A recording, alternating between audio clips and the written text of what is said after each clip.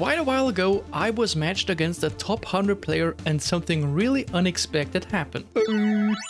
Here comes Pepper. Welcome everybody! Today I want to try out a new format that I haven't done so far. I'll have a little game analysis for you. If you want more of this, let me know in the comments. Basically, in this video, I will show you one of my worst games ever. Don't judge. I'll analyze what went wrong and what I should have done better and why I didn't deserve to win. I will also let you know why I think going full defensive and even changing your formation for it is not the best idea, with one exception. And I'll also show you how I think close leads are brought over time best, since a viewer in the comments asked for this. This here was my formation.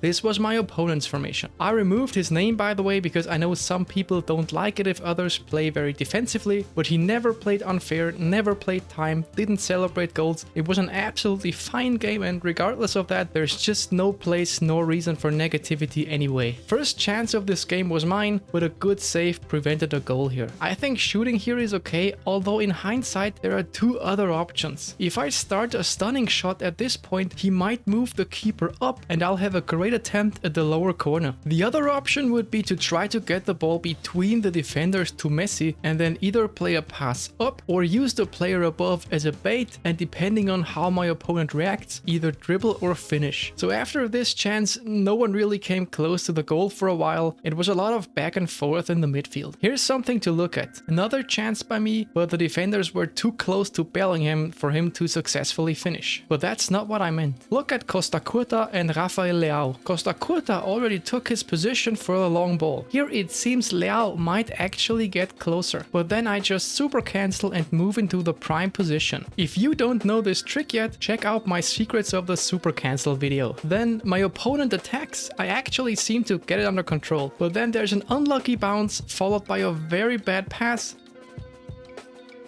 Wan-Bissaka fails to block it, I concede a goal. I think it was his first attempt at the goal, but it was a great shot, so GG to him. Let's look what went wrong here. I made a step to the right here with Hernandez because I wasn't sure if I already controlled the ball. That wasn't good. Now the truth is, this pass by Rodri wasn't the game's fault or any scripting or anything, but simply a horrible decision by me. The angle for this pass was very bad. Rodri needs to turn a lot, but I still decided to try. The risk was very high, but the possible reward was low. There's no reason to try this. If I just pass it back to Costa Curta and clear it, the situation is over. So I can't blame anyone but myself. Then something really interesting happened. Just after this goal, 26 minutes into the game, my opponent went double blue, which I found pretty surprising. I think he also changed to a more defensive sub-tactic because one of his forwards doesn't move up anymore, while the other one still does. Another indicator for this is that he has nobody up at the front anymore when defending. I tested this. If you play with two or more strikers and go double blue, one of them doesn't come back. So since all of his players came to defend, I assume he moved the second forward into the midfield. Here you can see why I am not a fan of the full defensive tactic. He has to clear the ball but has nobody up front to receive it, because he would have to be in possession longer so his forward has the time to move up. Look, we're back around his box already this fast. For me, that's another problem going full defense. While it does increase your chances of successfully defending individual attacks because of having more players at the back and therefore your opponent having less space, it also increases the amount of attacks your opponent will have because you gave up too much offensive pressure and he can immediately attack again after you clear it if you can't keep possession. Looking at the map, you can actually see how 2/3 of the pitch are pretty much uncontested. I've seen penalties called for this animation, by the way. Just saying, referee, you hear me? Goal kicks are also a problem. If you have nobody up front, the keeper will just target whoever is furthest away, so you can't get it far up anymore. Even now, when he actually had time for his forward to move up, there's very little pressure on my players when building up. Also, since I'm playing quick counter with two defensive midfielders, whenever he kicks it away from his defense and his forward is actually up to contest it, my players will press as soon as the ball comes down.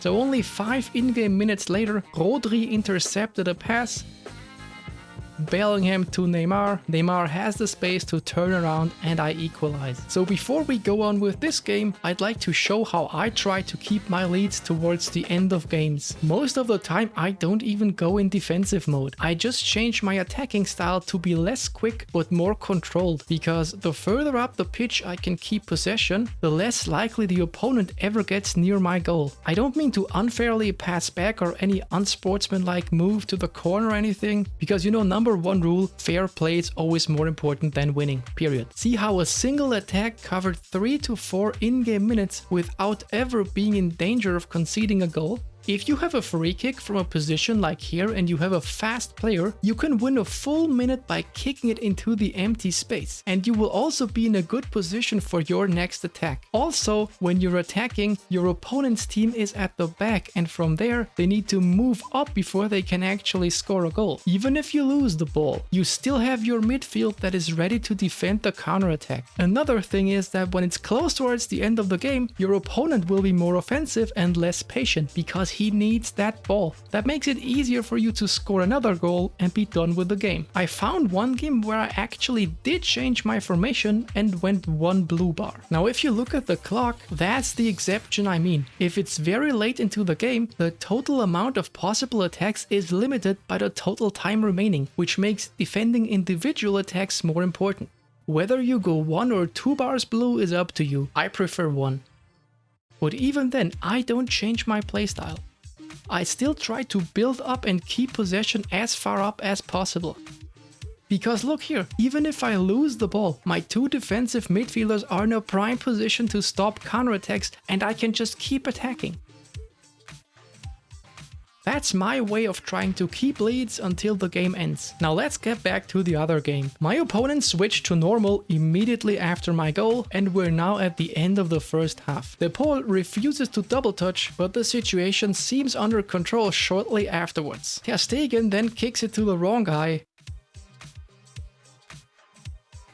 I tried to pressure him, then tried to gamble with manual goalkeeping, but it all didn't help. I concede again. Let's look in detail what I messed up here. So I think it was this touch here from the Pole that I didn't expect, which put the ball too far forward for the double touch to work. A pass up would have been a lot safer. Here, I expected the ball to go towards my winger, not to Messi. It can happen. And this is where I think I made the key mistake. I tried to pressure with both defenders to make the space as tight as possible to get the interception, but he still managed to pass the ball. I think the reason why it didn't work is if you look here right when the ball leaves his foot, and I would expect Costa Curta to intercept it because he's close enough. He seems to be right in an animation where he has both feet in the air, so he can't move for an interception before that animation ends. Unfortunate, but I think I should have just not called Wan-Bissaka for pressure, but defended more passively instead. After that, it's pretty much a goal. I think I moved the keeper a little too early. I tried to confuse him by moving diagonally to get into a position where I could possibly contest a shot in the upper corner and maybe even a pass upwards, but he remained calm and just scored. GG. Probably would have better here to just do the normal manual goalkeeping of waiting and moving down as soon as he's in a shooting position. So after that, I tried to equalize, but Czech was too strong. Another attack by me. Here I saw Bellingham was going for the run. I passed it.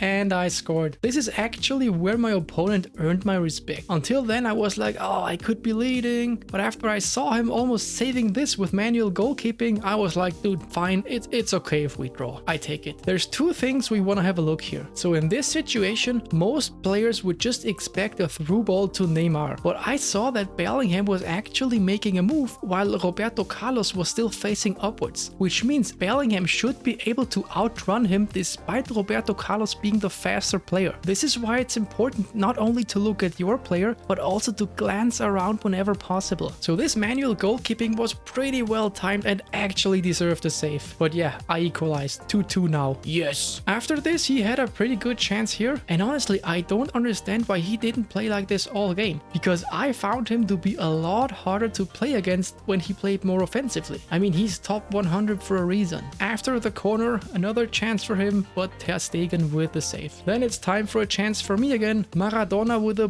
beautiful double touch, but no problem for Czech. I think I had two ways of scoring here. Number one is just shooting harder. I should be close enough that even Czech can't save it. It would be best here to shoot as hard that it either goes in or misses the target. Going for a shot that safely hits the target like I did is the wrong choice. Another thing I noticed when editing the video is that Roberto Carlos has actually just turned around. So I think I could have just kept running and then pass it down for a goal, but I didn't. This here is my last chance.